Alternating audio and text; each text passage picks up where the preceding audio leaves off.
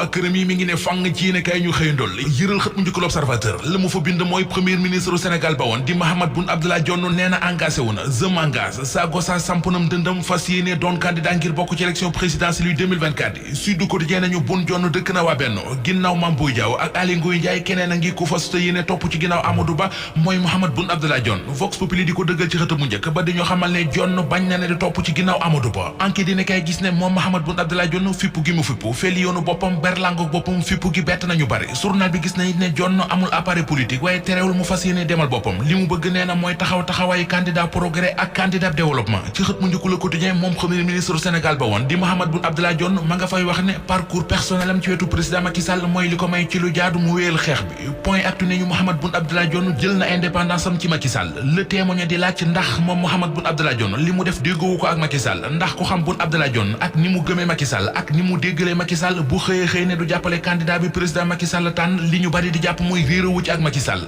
journal lay fa ne ko waxati ko candidat bu Mahammed Boun Abdallah Dionne bi mënees na koo jàppee double bouton bu Macky Sall Walf Quotidien nañu Benno Bokk Yaakaar tas na jamono ji tasaar ba fu new ngàll féete fa yéenekaay bi gis na it ne candidature bu Mahammed Boun Abdallah Dionne bi candidature la bu mën a jural Amadou Ba ay ñol-ñol ñoxor day yomba ñoqali Amadou Ba mi ñu def candidat Benno Bokk Yaakaar Macky Sall mi ko def L'Observateur ne nañu mi ngi koy waxal ak mbaax ak yu baax ci waxtaan yu mu séqoon ak i journaliste yu nekk ci RFI ak ca France 24 fa la waxee moom Macky Sall ne Amadou Ba mi ngi ak atu yëpp ngir gagner élection yi mu ne bu weesoo dooley boppam mi ngi ak dooley majorité bi ko jiital mi ngi ak njàppale président muy man moom mi ko wax di président Macky Sall mi ngi ci xët mu njëkk li Quotidien li mu ne Amadou Ba mi ngi ak atu yëpp ngir gagner élection yi loolee la journal bi xëy bind ci xëtamu njëkk bés bi le jour moom xëy bind ci xëtamu njëkk ne Macky Sall def na élection yi journal bi dellu si ak ñun ci le président Macky Sall wax démb ci candidat Benno Bokk Yaakaar bi di Amadou Ba ak li mu wax ci parti Ousmane Sonko bi ñu tas muy Pastef journal L'As xëy ci jaaraat moom it indil ñu explication yi Macky Sall joxe ci sens yi Amadou Ba am ngir gagner élection yi fippu gam ci biir partem bi di APR ak tëj gi ñu tëj Ousmane Sonko gaz bi explosé woon ca jëppal dexkale libération nee nañu am na keneen ku ca ñàkkaat bakkanam muy juróom-ñaareel doomu aadama yu ñàkk seen bakkan ci jéye ji am ca dexkale ki ci mujjee ñàkk bakkanam source mi ngi ñuy wax kan la Rokhaya Sarr la tudd amoon fukkeet ak juróom-ñeent magam di Aïssatou Tine moo doon liggéey ca kër gi gaz bi explosé woon te mujj ca ñàkk bakkanam moom it ci magam ju jigéen ji ci la ñëwoon vacances ba jéye ja fekk ko fa li jur jéye ji di gaz bu kalaate bi source mi ngi ñuy xamal fa enquête ba toll enquête beneen bu ñu beneen dina kay di wax fa mu toll